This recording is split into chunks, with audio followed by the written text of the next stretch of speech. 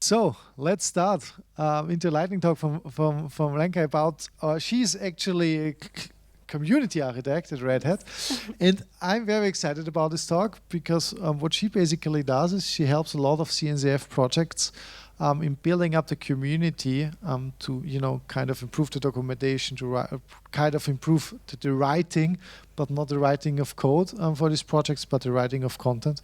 And she will give us a glimpse how she does this.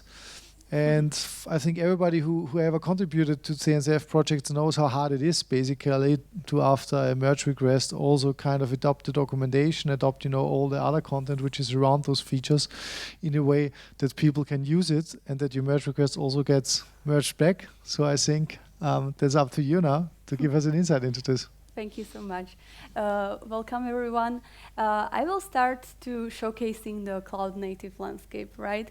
How many of you already were on this web page and see all the... Okay, I can see a lot of people, and very nice.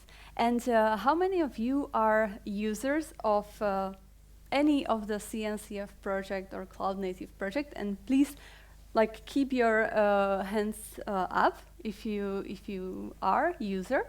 Okay, so almost everyone. So now, how many of you is actually contributing to those projects? And I mean, by contribution, I mean also coding, but also non-coding contributions. Okay, so less people, less hands down. So from this point, how many of those contributions are also non-coding contributions?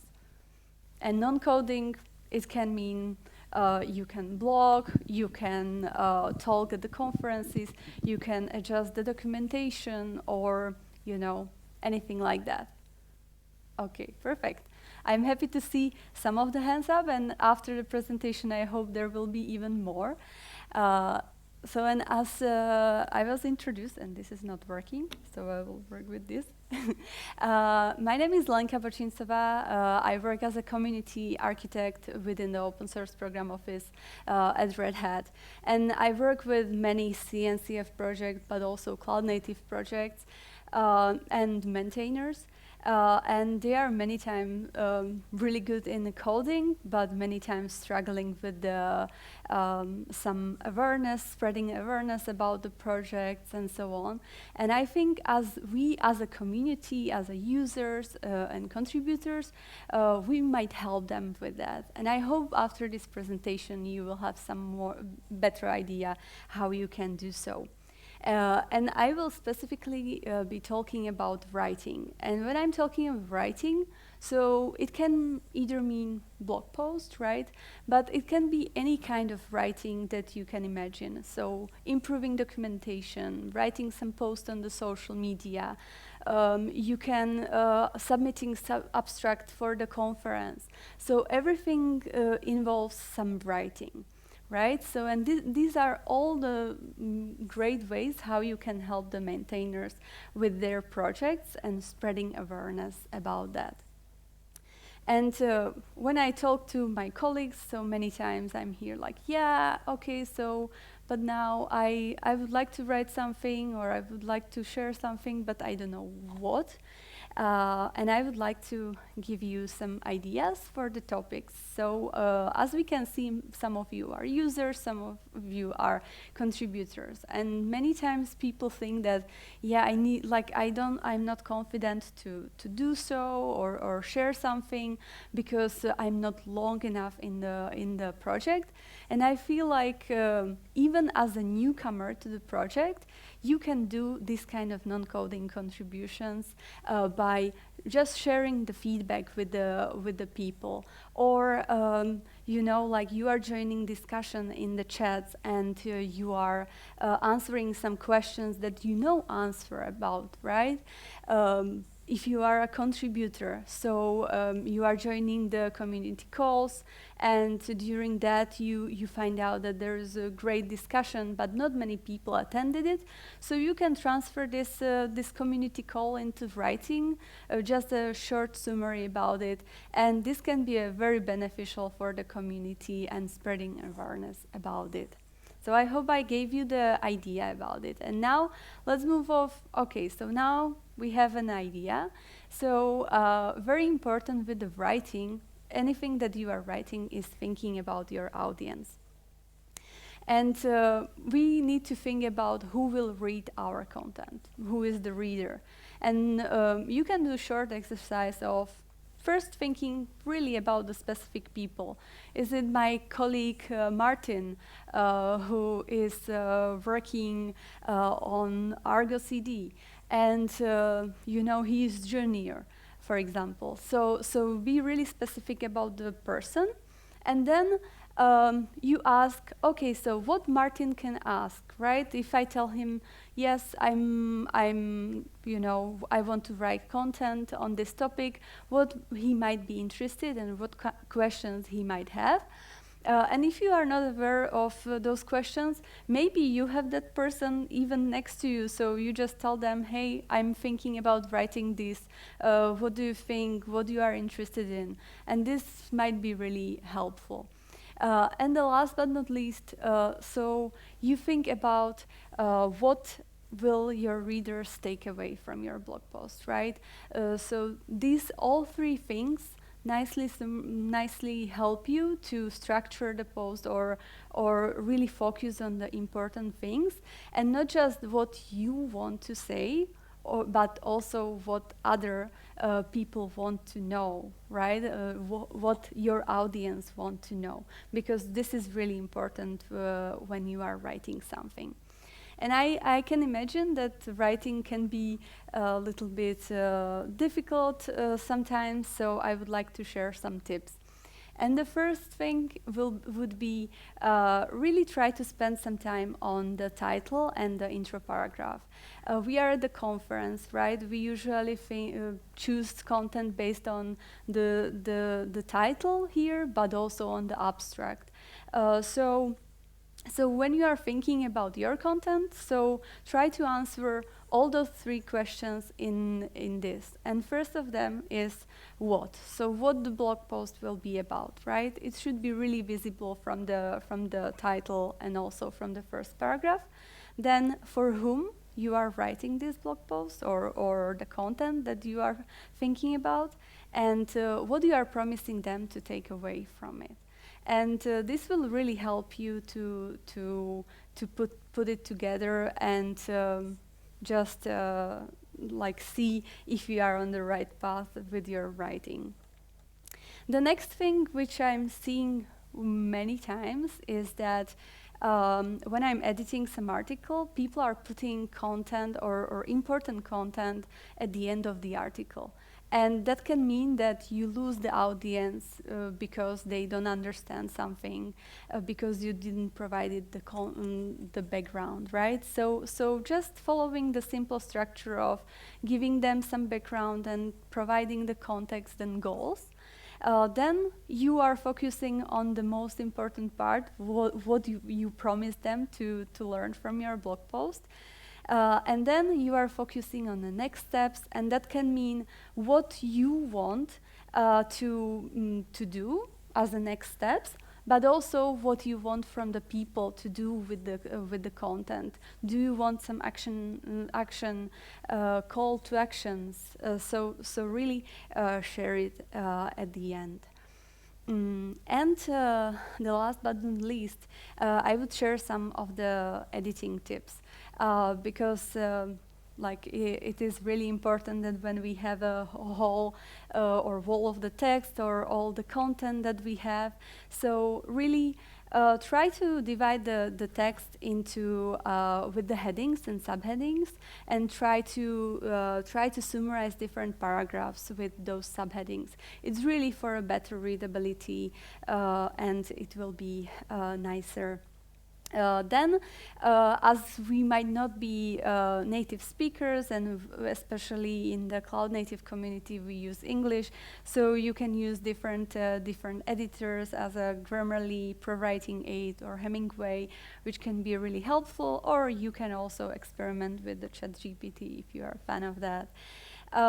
Usually the blog post should not be very long, right? This is just a standard for the blog post. So 3 to 4 pages can be good, and people will not fall asleep after, during reading it.